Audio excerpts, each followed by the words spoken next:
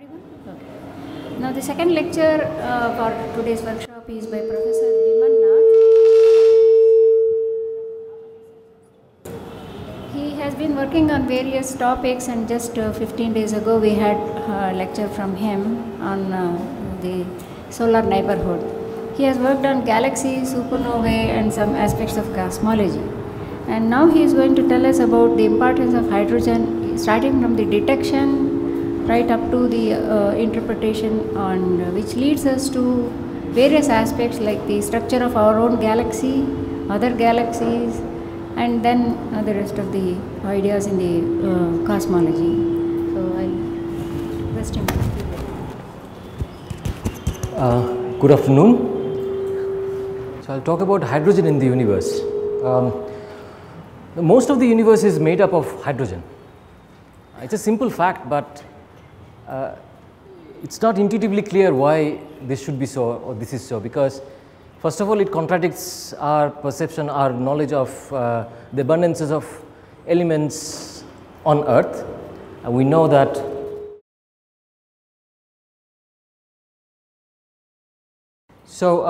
as I said, most of the universe is made up of hydrogen. A bit of 9% of the universe, this is by mass, is helium, not by mass, this is by number density, sorry, and by of hydrogen, number of particles is about 91%, and all others is a tiny 0.1%. Okay, so this is a simple fact, but this contradicts our perception, our knowledge of what we know about the elemental abundances on Earth. So this is a plot that compares the abundances of elements on in the Earth and in the universe, and you can see that for example hydrogen, although it's very abundant in the universe, it's not so abundant compared to other elements on Earth, and the sizes of these circles also they refer to their abundance in human beings on our body. So these are the elements CH, NOPS, they are most common on our body. So hydrogen constitutes by mass less than 0.1%, it's about 0.1%,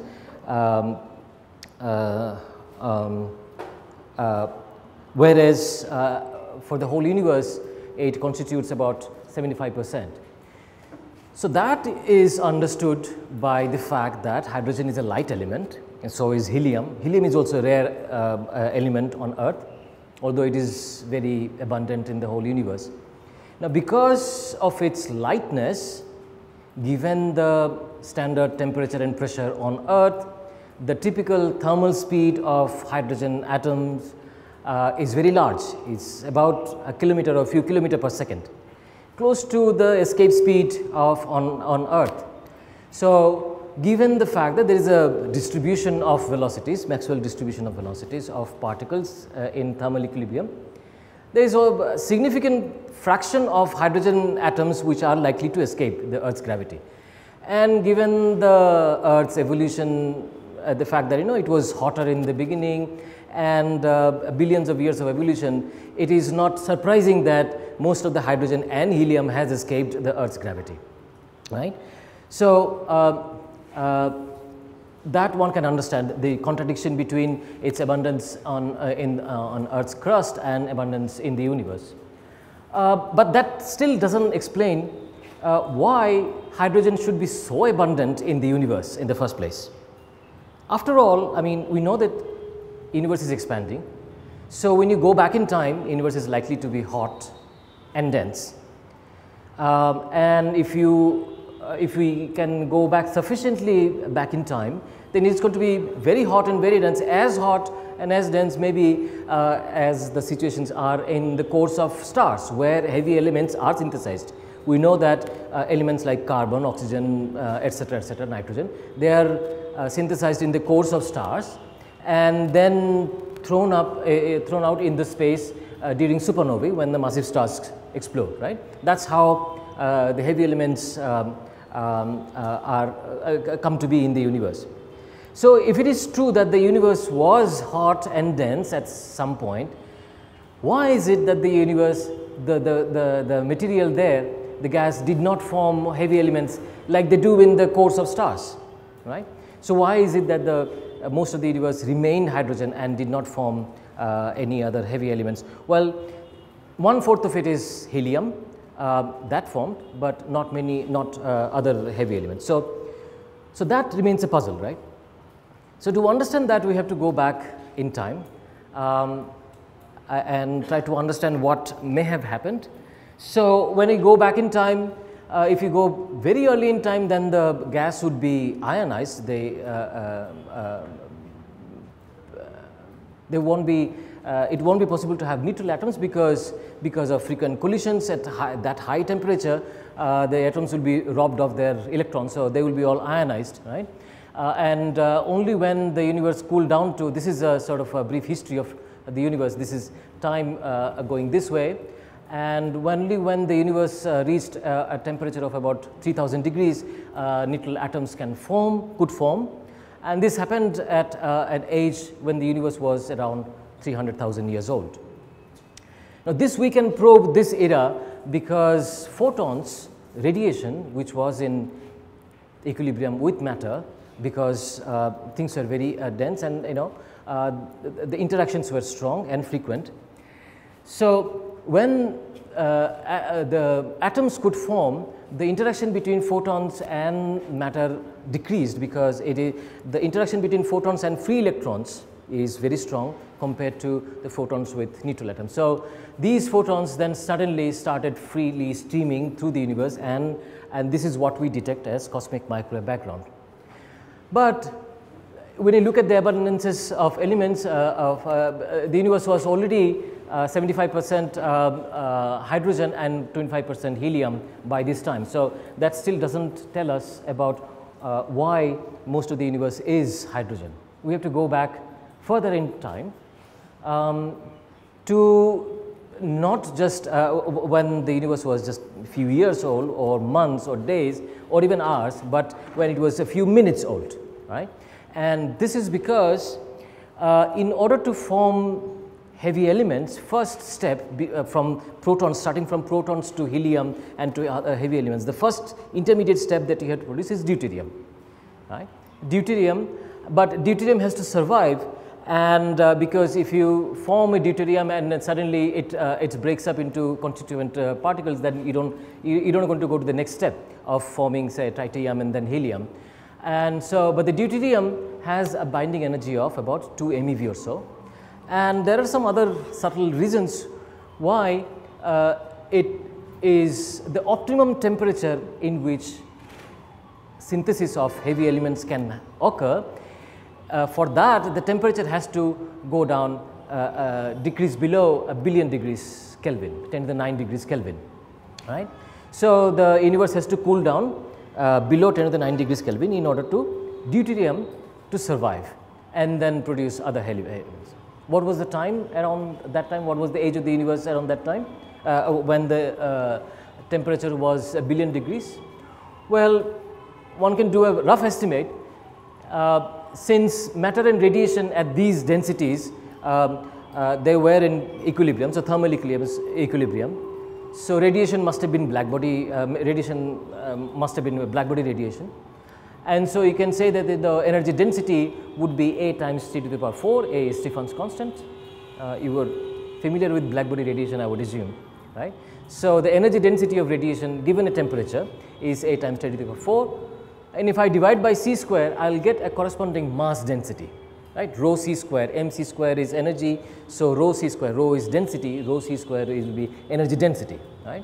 So I can find out a corresponding mass density by divided by c square, A to the power 4. So if you use a temperature of 10 to the 9 and these fundamental constants, and then you can argue that the age of the universe at that time would be roughly the corresponding gravitational time scale for that mass density. And for there is a time scale corresponding to the gravitational time scale, which goes as 1 over square root of g rho. When you have, for example, to give you an example, for example, we do this exercise, right, of tunneling through the Earth's core and dropping a ball, and then we find out the period of how long, how fast or how slow the ball is going to oscillate, right? And that time period is of the order of 1 over square root of 0. So, wherever you find gravity being the dominant force and you have distribution of matter given mass density rho, the typical time scale is given by 1 over square root of 0. There are other factors, but you know, there sometimes you have factors of different numbers here, but of order of magnitude you will get this. So, if you use this here even for this mass density and at this temperature, you will get about 1000 seconds or so. Well, I mean, this is just a rough estimate. If you do a more careful analysis, you will get a time scale which is of the order of 200 seconds, which is slightly more than 3 minutes. So, the universe was about 3 minutes old when the temperature dropped down below 10 to the 9 degrees Kelvin, when deuterium could form, right? And helium could form, and others heavy elements could form. Now, what about the time scale? That still does not explain why only most of the hydrogen remain hydrogen and not form helium and other heavy elements. To understand that, we have to go back even further in time, okay, to when the universe was about a few seconds old, and that is because we have to think in terms of the ratios of numbers of protons and neutrons. And protons and neutrons are, they can convert from, you know, you can convert a proton to neutron, neutron to back to proton through weak interaction processes. And when the universe was sufficiently dense and sufficiently hot, they interconverted between one another, and they were kept in some sort of an equilibrium. And you know that a neutron is slightly heavier than proton. The mass difference is of the order of 1.3 MeV. And so, you can write the ratio between, you know, neutrons to protons and think of these as being population in 2 level atoms, and Boltzmann ratio, you can use the Boltzmann ratio. So, neutron to proton ratio would be the exponential minus the difference in energy here and kT. So, as the universe at a given temperature, you would be able to find the ratio between neutrons to protons if they are in equilibrium. So, as the universe cooled, this is what happened. Neutrons and proton ratio would decrease because neutron being slightly heavier, it would be rarer and rarer as the universe cools down. But at a time of about a few seconds, what happened? The weak interaction processes lagged behind the expansion of the universe. The expansion of the universe was taking, you know, particles away from one another and making the weak interaction process more and more difficult. So, at some point these processes became defunct, I mean they became irrelevant, and so the ratio between neutrons and proton became frozen in time to a value of 1/5. Okay? So, this is as the universe expanded and cooled down, the neutron to proton ratio became 1/5. And now I said the heavy element production happened around 200 seconds. So, by that time what happened, some of these free neutrons also decayed. Well, bound neutrons do not decay, otherwise atoms would not exist, but free neutrons do decay with a lifetime of about 900 seconds or so. So, given this time period, you can find out, you can calculate how some of the neutrons would then convert to protons and decrease this ratio slightly to about a factor of 1/7 by the time deuterium formed. So, this is sort of as the universe evolved, this is the abundances ratio by mass fraction, whatever could be formed. This is the 4 helium, so at about 75%, and some bit of deuterium, a bit of lithium, and only small fractions of beryllium and other nuclei. But most of the universe then at 75% was still hydrogen, and that explains why most of the universe is hydrogen. So, but this hydrogen that is distributed all over the universe exists in different forms, different physical states. In some regions it is cold and very dense and exists as molecules, hydrogen molecules. In some other places where it is completely ionized, if it is very close to a very hot and massive star, for example, whose ionizing photons can ionize it. In some other places it is in neutral form, but in an excited state. In some other places it is neutral and in a ground state. So, how do we know about all this? How do we get to find out or know about the distribution of hydrogen and its different physical states? So, to understand that, we should look at the atomic structure of hydrogen. So, from Bohr's model, we know that there are the principal quantum numbers n, 1, 2, 3, 4 different, and this is the ground state. And when you have transitions of electrons from an excited level to a lower level, then it radiates a photon which has energy given by the difference in energy between two levels, right. And for example, so when there is a transition from say the third level to the second level, it corresponds to a red line in 6563 angstrom. And so this is a picture of the spectral lines invisible from hydrogen. And so for example, when there is a transition from 4 to 2, 5 to 2, so this is blue, this is in violet. So all these transitions give rise to, they are categorized in terms of different series. For example, when you have transitions to the first level, we call that Lyman series. So transition from 2 to 1 is Lyman alpha, transition from Lyman 3 to 1 is Lyman beta, etc., etc. And the second set of series is called the Balmer series, when the transition happens to the second level, and then you have Paschen series and other series.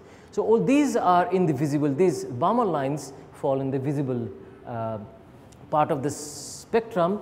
So for example, the Balmer alpha line, which corresponds to a transition between 3 to 2, and I mentioned this is in red, 6563 line. So we also call it H alpha line, and this is very prominent. Now look at this Lyman alpha line, which corresponds to the transition between 2 to 1. That's in UV, has a wavelength of 1216 angstrom. Now that is very prominent. It has a very large probability, but it's also very hard to detect because most of the hydrogen is in ground state.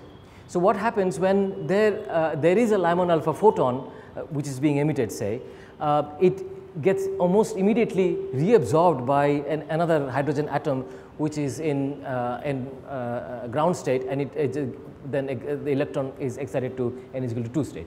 So it is immediately reabsorbed. So which is why it's very hard to detect.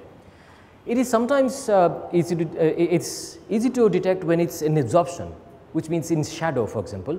So when you have a cloud of hydrogen gas and the atoms have electrons in the n is equal to 1, which is in the ground state, and when we look at a very distant source of light, for example, distant quasar. So for example, there are clouds of gas in the intergalactic space between the galaxies, okay, and these clouds have hydrogen, and some of this hydrogen are in the ground state. So when you look at, for example, a very distant quasar, these hydrogen atoms then absorb the Lyman alpha photons, and it produces absorption lines in the spectrum of distant quasars. So most of these lines are Lyman alpha, which is the transition from 1 to 2 in absorption. Okay.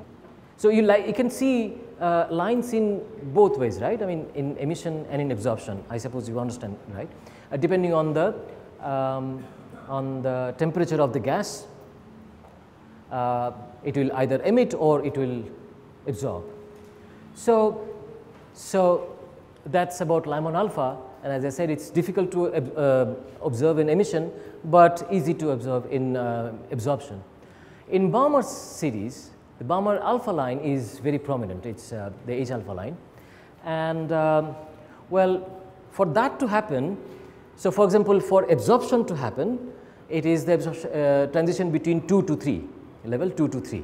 Right? So the hydrogen atom should have an electron in the second level, and then if there is a photon, then for taking it to the third level, it will go there to the third level, right. So, in order to see this line, you have to have an hydrogen which is already in the second excited level. You can find out what sort of temperature you need in order to have hydrogen in that sort of level, and you can use Saha's ionization formula. So, which depends on the densities, but suppose we talk about stars, the densities of stars and the atmospheres of stars, right. So, when you look at the spectrum of stars, or you look at the spectrum of the sun, for example, superposed on the rainbow, the continuum spectrum, you would see dark lines which correspond to absorption lines which happen because of cold, relatively cold atoms in the atmospheres of stars, right. So, some of the, so if the temperature of the sun, of the star is of the order of 10,000 degrees, then that is an optimum temperature for hydrogen to have its electron in the second level, right. And then you will see this Biman alpha line, right. So, and one such star is the Vega, and since this is a planetarium talk, I thought I should show at least one sky map. So, this is one of the prominent stars in the summer triangle. So, Vega, DNA and Altair form the summer triangle, and so Vega is a very, it's one of the brightest stars, okay. And it's a spectral type of A0 star, and which means its atmosphere, its surface temperature is of the order of 10,000 degrees, and which makes it the optimum temperature for hydrogen to have its electron in the second level.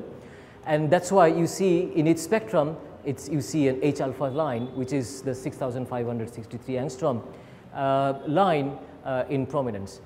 Now, you do not see this line always. If you have very hot star, right, then the hydrogen will not have its electron in the second level, but at a higher level. So, you will not see. So, these are, for example, spectra of different stars, different spectral types. So, a B star is a very hot star, hotter than A star. So, it is less prominent than in A stars. Okay. And if you have very cool stars, then the hydrogen would not have its electron in the second level either. So, you will not see this line. So, these lines are actually tell us about the temperatures of stars, right. So, the hydrogen lines, so for example, H alpha line is very prominent in A0 stars. I wanted to show an example.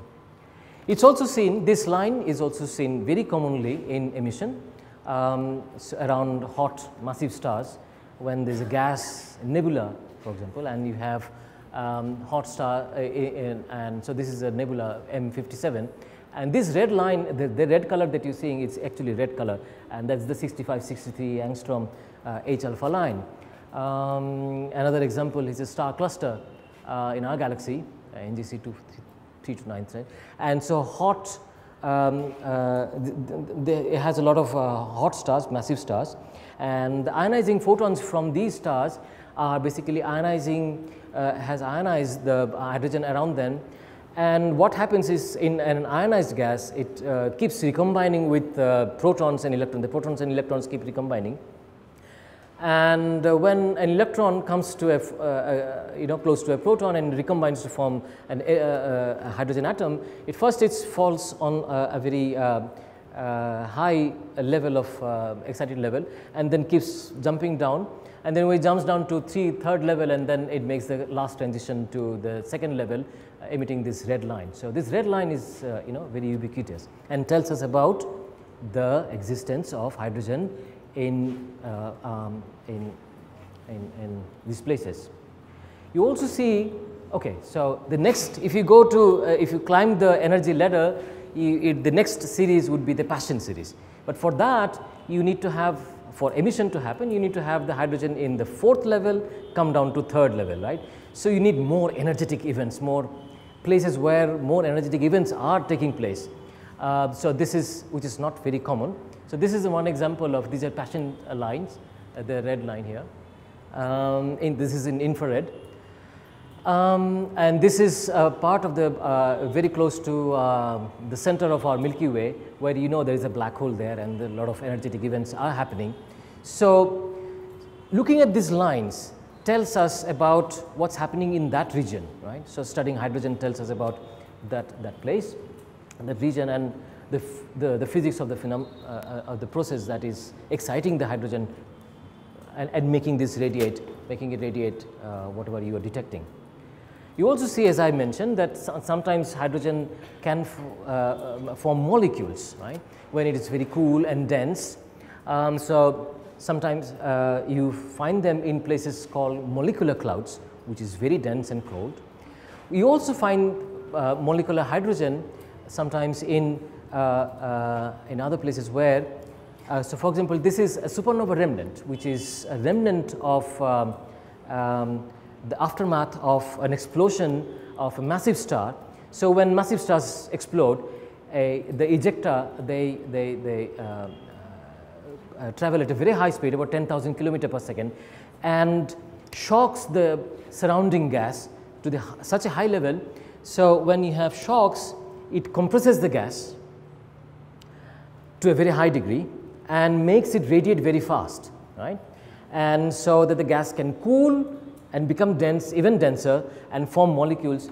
And so hydrogen molecule has, so the molecules have line spacing much smaller than, say, atomic spacing, and so because of its rotational and vibrational degrees of freedom, and so they are in the infrared. So this is one line from, so this is red objects, gas is basically tracing the presence of molecular hydrogen, right? So why is it that when you make it dense, it becomes, it radiates more? Because how does a gas radiate and lose energy? Basically, the atoms, the collisions of atoms make the electrons go to the next level, that's being collisionally excited, and then from the higher excited level, the electron drops down and radiates a photon, right? And more such collisions can happen if the density is large. So when you have such shocks, it produces high density, and then the gas can cool and become dense and form molecules like this. So, you know, these lines, molecular lines, can tell us about, you know, what has happened in these sort of regions. But this is still looking for hydrogen which are slightly excited, right, which are gone from the ground level to some other level and then radiating and letting us know about their presence. That still does not tell us about most of the hydrogen in space, because they are not, most of the hydrogen in the space is in ground state, that, because it's no energetic event that is going around them to take the electron to the next level. And so just looking at the H alpha or the Lyman alpha or the molecular hydrogen, you know, it does not tell us about most of the hydrogen in the universe. It is like if you want to know about most of the population of, say, India, and try to trace them by their spending power, right, you will not be able to track most of the people who are poor, and they won't be able to, you know, spend. So most of the hydrogen are in the ground state, they are not radiating anyway. But it turns out that even those hydrogen atoms which are in the ground state, there is a possibility of radiation. So if you go beyond the Bohr's model, when you then you can also find that, you know, there are fine structures and there are hyperfine structures. So fine structure comes when you take into account, say, spin orbit coupling. There's a when you take into account the angular momentum of spin angular momentum of electrons and orbital angular momentum, and then you have fine structures, right? And then there are hyperfine structures when you take into account the alignment of electron spin and the nuclear spin, the proton and the electron. Okay, so it's possible. There are two possibilities: either they can align, they can be parallel, or they can be anti-parallel. Okay.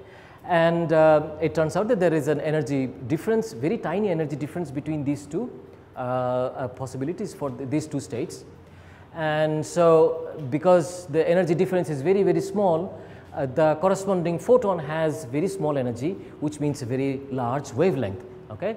So the energy is very, very small compared to, say, EV or you know,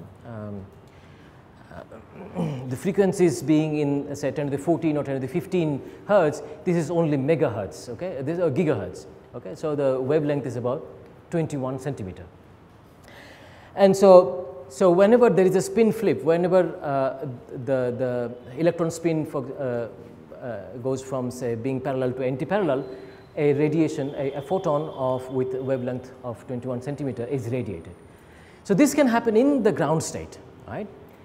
And so it is possible to then probe this hydrogen which is in the ground state with the help of this radiation. So you can see that this is a radio, and people thought about this detecting this radiation when radio astronomy was in its beginning phase in 1940s or so, and so people started thinking about whether one can detect this radiation. And in 1944, a Dutch scientist named Van de Hulst, he suggested that one should look for this line in radio. Also Jan Wood. But there was one problem with this radiation is that the lifetime of an electron in this upper level is very, very long. It's about 10 mega years, right? This is much, much longer than the lifetime of, say, that corresponds to the Lyman alpha transition. That's about 10 to the minus 8 seconds.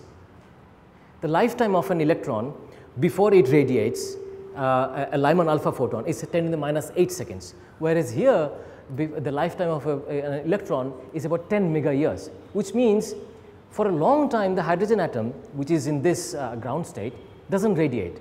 The electron just sits there about 10 after about 10 mega years, so it drops down. But the problem is that before it can radiate, make this transition and radiate this photon, it's possible that there are other hydrogen atoms which can knock it, collide with it, and bring this electron down collisionally. This is called collisional de-acceleration, without allowing it to radiate and allowing us to detect this photon. All right. Now that is why in a dense, if the gas has very large density, then these collisions will be very frequent, and you will not see this radiation. That's why this radiation is sort of forbidden. I mean, it's not really forbidden, but it just the probability is very small in dense gas, for example, in the terrestrial laboratories. But in space, the densities are very, very small, and it's possible that the electron will not get knocked down collisionally, and it will remain there.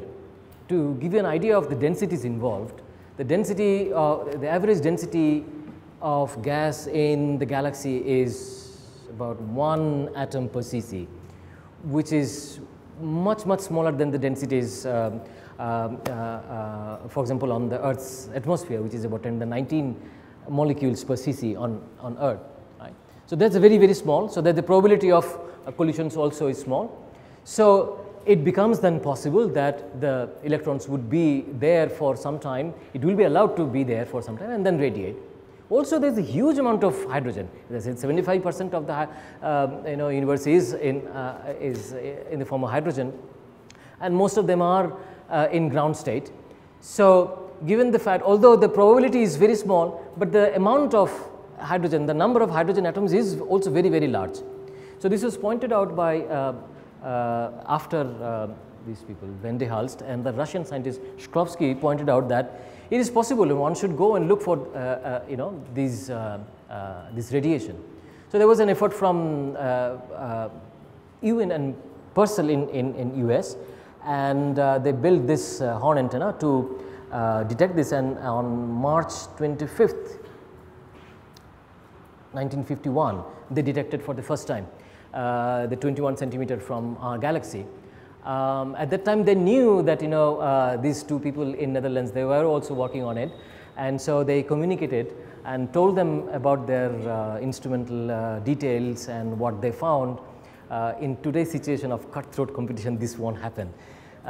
So they had written up their paper, but they told Wood and Van de Hulst about their results, and then they also detected, and then they together, they wrote up the papers and sent it off to Nature. So that started a whole, that changed the face of radio astronomy in a way, because hydrogen atom is so abundant, and most of the hydrogen atoms are in ground state, and so it became for the first time possible to have an idea of the distribution of matter in our galaxy.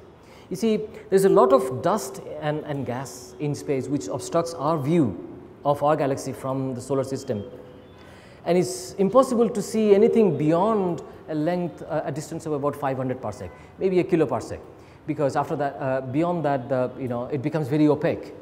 So our view of our galaxy is very, very limited. So for example, this is where we are, and 500 parsec would be a circle around like this. So this would have been our view of the galaxy. So this is our galaxy as the first studies of the 21 centimeter found out.